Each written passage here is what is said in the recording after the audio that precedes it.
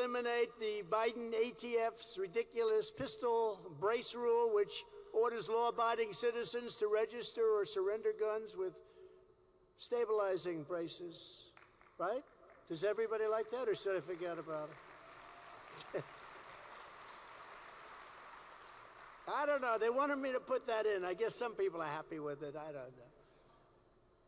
To restore our Second Amendment, we will pass legislation protecting the absolute right to self-defense with federal penalties for prosecutorial abuse, like we saw just recently in Texas. You saw that, where a man was trying to defend himself and they want to put him in jail for the rest of his life. And I will ask Congress to send a bill to my desk to allow national concealed carry reciprocity.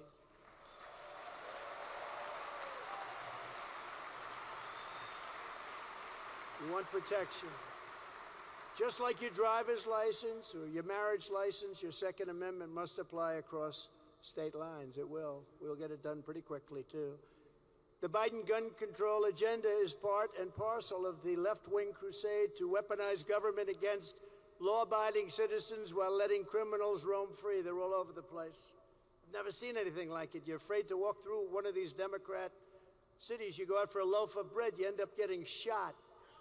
As president, I will end the weaponization of our government, including the ATF, the FBI, and the DOJ. They've weaponized our country.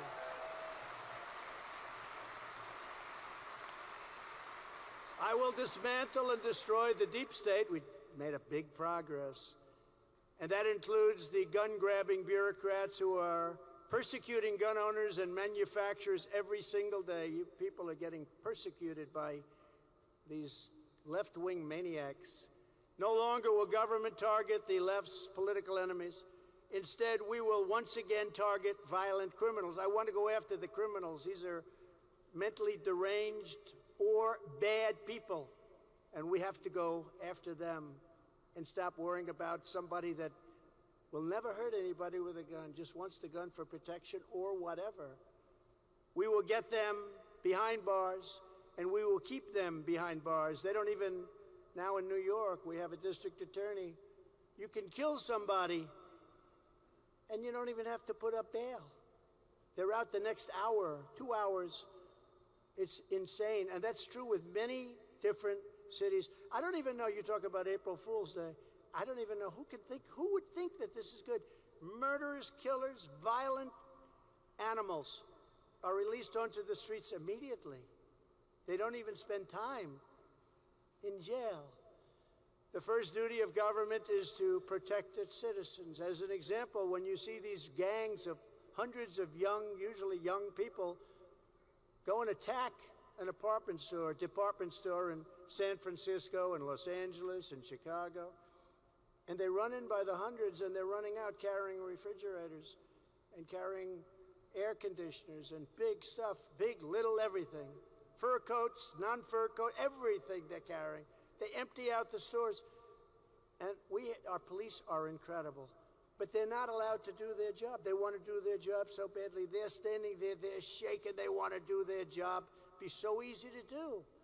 But they're not allowed to do their job because of these radical lunatics we have thinking they're doing the right thing. I don't even think they do think they're doing the right thing. The politically incorrect truth that no one on the left wants to admit is that violent crime is rarely committed by legal gun owners. It is committed by a brutal class of hardened, repeat criminals. That's who's doing it. In San Francisco,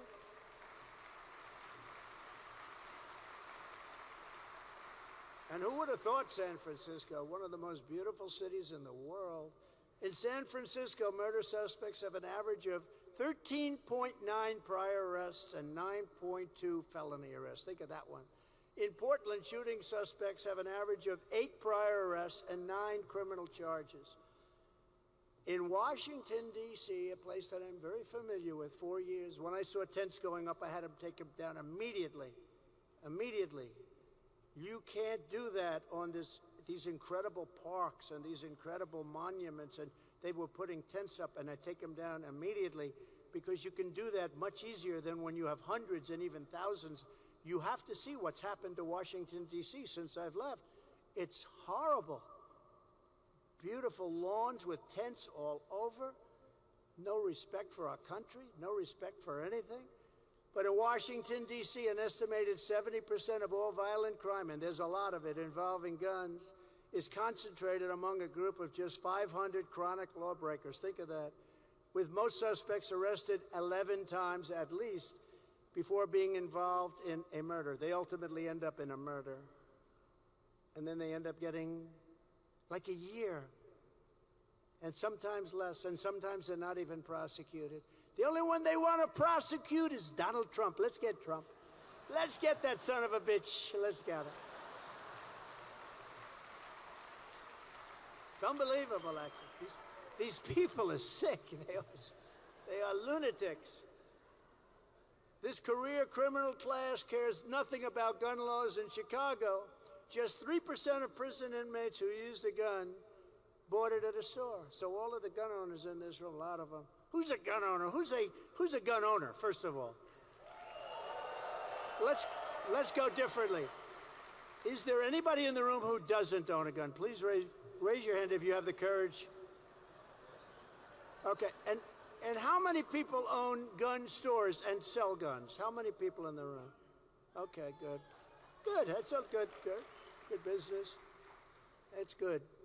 But let's be very clear, the issue is not too many guns. The issue is too many thugs, hoodlums, and savage criminals on our street. That's really what the issue is.